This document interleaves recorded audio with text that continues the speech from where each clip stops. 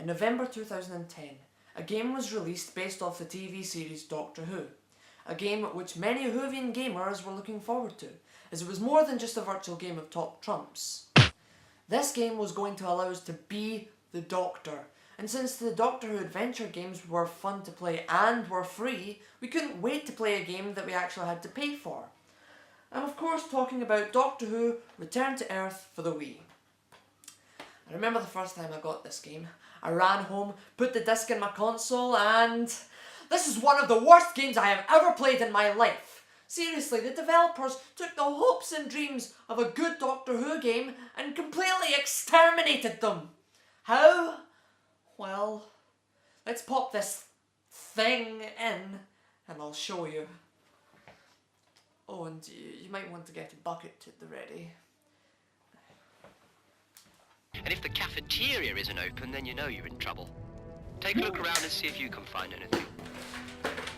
Hey, over here. Hi there, stranger. Say, could you do me a favor and put these fires out? Now, I know that graphics don't matter, but come on! This is the best you could come up with? Now, I know that the Wii isn't as powerful as the 360 or the PS3, but I know for a fact that it can do better than this. I mean, it looks like the Doctor accidentally landed the TARDIS on Amy's face! Compare this to the Doctor Who adventure games.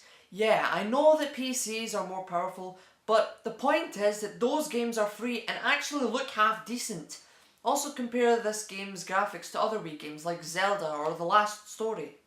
If those games are able to look nice on a console that's not that powerful, then so can this one. Now if you think that's bad, how about we take everything you love about Doctor Who and we take the game and you take all the Doctor Who stuff that you know and love and throw it out the window and throw some rubbish into a desk!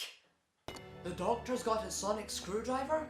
Well, we'll give Amy a crystal sound projector. What's that, you may ask? Well, it's basically a device where you collect different coloured crystals to shoot at different coloured floating faces. And no, I am not joking.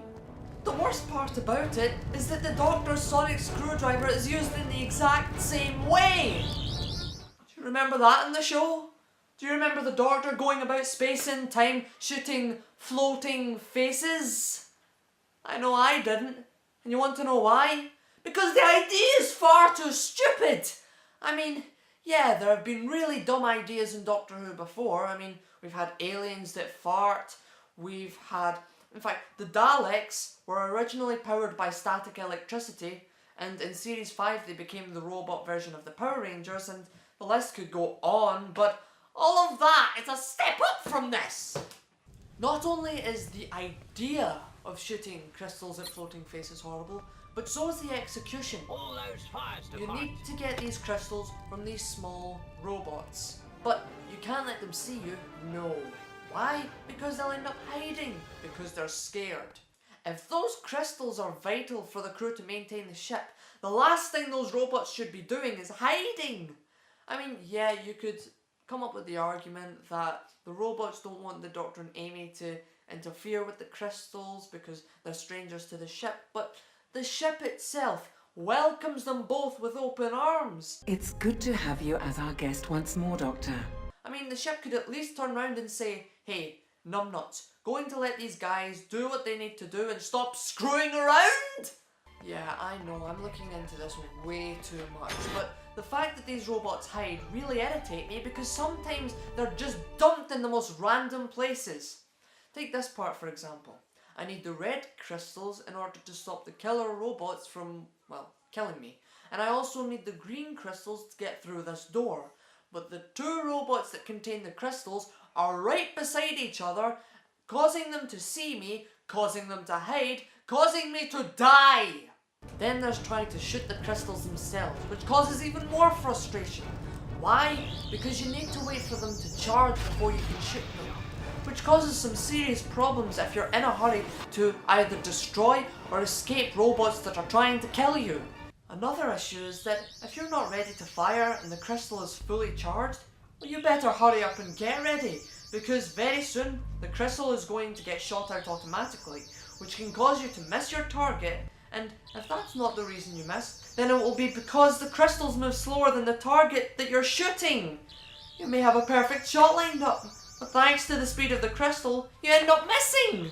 I can't bring myself to play any more of this. I can't even bring myself to complete this. I would trade this into my local game store, except then I would just feel guilty knowing that at some point someone is going to pick up this game and they're going to play it and they're going to feel the same pain I'm feeling right now.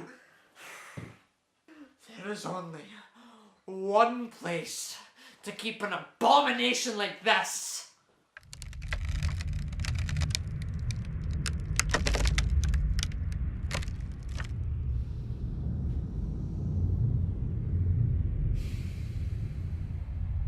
Geronimo!